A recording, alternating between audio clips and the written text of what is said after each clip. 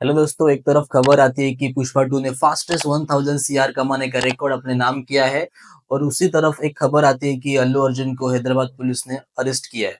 दोस्तों एक्चुअली हुआ ये होता है कि पुष्पा 2 के रिलीज के दौरान अल्लू अर्जुन बिना किसी को बताए, पुलिस को बिना बताए हैदराबाद के एक संध्या थिएटर पहुंच जाते हैं। और उसी थिएटर में बहुत सारा क्राउड भी जमा होता है और उस गर्मा गर्मी में वहां पे एक जो औरत थी उसका दम घुटने से वो मौत हो जाती है और उसका जो बेटा था वो अभी कोमा में है, वो हॉस्पिटल में भर्ती है। तो दोस्तों देखो, सीधी सी बात है, उस फैमिली ने अपनी माँ खोई है और किसी की जान जाना इससे बड़ा कोई दुख हो नहीं सकता। तो इस पूरे इंसिडेंट से पूरी पुष्पा 2 की टीम शॉक में थी, यहाँ तक कि अल्लू अर्जुन एक वीडियो में आके उन्होंने कहा कि उन्होंने उस फैमिली को 25 लाख का मुआवजा भी घोषित किया था। और जो राइटर है सुकुमार जी, उन्होंने अपने स्पीच में भी इस इंसिडेंट का जिक्र किया था।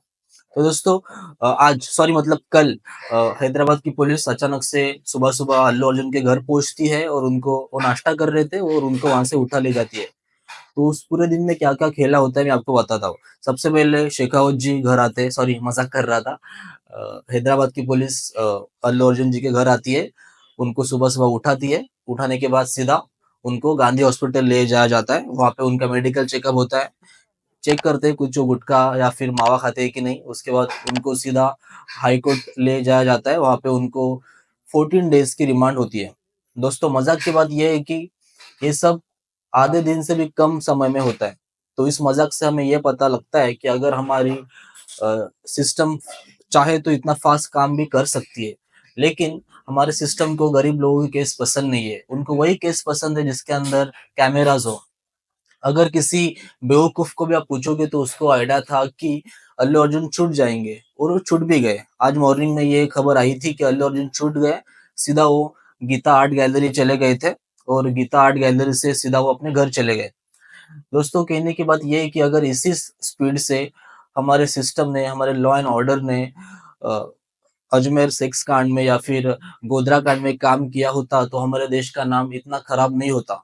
या फिर अभी रिसेंटली जो बहुत सारे केस चल रहे हैं, अगर इसी स्पीड से हमारे सिस्टम ने कोलकाता रेप केस में काम किया होता या फिर इसी स्पीड से हमारे सिस्टम ने जो अभी रिसेंटली अतुल सुभाष जो बैंगलोर के एआई इंजीनियर थे, उन्होंने ब्लैकमेलिंग से तंग आके सुसाइड किया, उसी केस में अगर इतना फास्ट काम किए होते तो हम सबको, आम जनता को कितना सेटिस्फाई फील हुआ होता।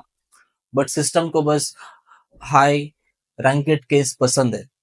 तो दोस्तों एंड में इतना ही कहूंगा कि हमारी जो लॉ एंड ऑर्डर का स्पीड है वो गरीबों के लिए भी सेम होना चाहिए और वो अमीरों के लिए भी सेम होना चाहिए। तभी जाके जो हमारा देश का टारगेट है, अभी मोदी जी कह रहे हैं कि हमारा देश फास्टेस्ट ग्रोइंग इकोनॉमी की तरफ जा रहा है। तो इसके साथ ये भी करना चाहिए कि हमारे देश को फास्टेस्ट ग्रोइंग जस्टिस या फिर जुडिकल सिस्टम की तरफ भी जाना चाहिए। दोस्तों एंड में इतना ही कहूंगा कि गरीब और अमीर दोनों की जान सेम है, सेम केस में सेम स्पीड दिखाना चाहिए। इस बारे में आपको क्या लगता है मुझे नीचे कमेंट करके बताइए। अगर आप मेरे चैनल पे नए हो तो आपकी वीडियो के नीचे जो सब्सक्राइब का बटन है उसको क्लिक करके मेरे चैनल को फॉलो भी कीजिए, जिससे मेरे मेरे जैसे गरीब का भला हो जाएगा। और अंत में इतना ही कहूंगा, जस्टिस फॉर अतुल सुभाष।